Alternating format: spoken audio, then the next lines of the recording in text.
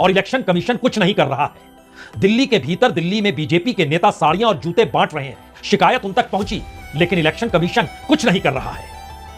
Social media के जरिए ही जानकारी आई कि हरियाणा के भीतर 22 विधानसभा सीटों पर जो गड़बड़ियां वोटों को डालने और वोटों को गिनने को लेकर हुई, उस पर इलेक्शन कमीशन ने कुछ नहीं किया।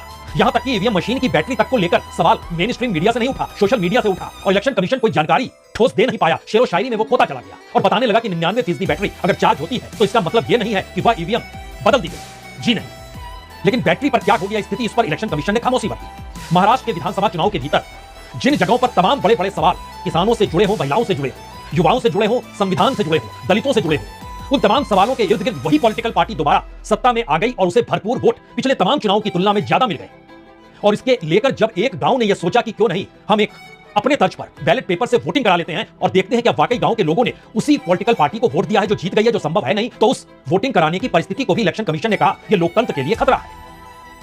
और फिर पूरे महाराष्ट्र के भीतर जो भी सोच रहा था कि गांव गांव क्या इस तरीके से बैलेट पेपर के आश्रय वोटिंग कराकर जान तो लिया जाए कि ईवीएम की मशीन कहीं बदल तो नहीं दी जाती है, जो आवाज अलग अलग पॉलिटिकल पार्टीज उठा रहे थे, इलेक्शन कमीशन के दरवाजे पर पहुंचे, जवाब नहीं मिला।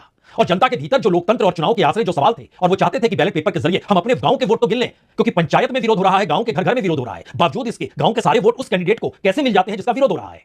लेकिन इलेक्शन कमीशन जवाब नहीं देता है।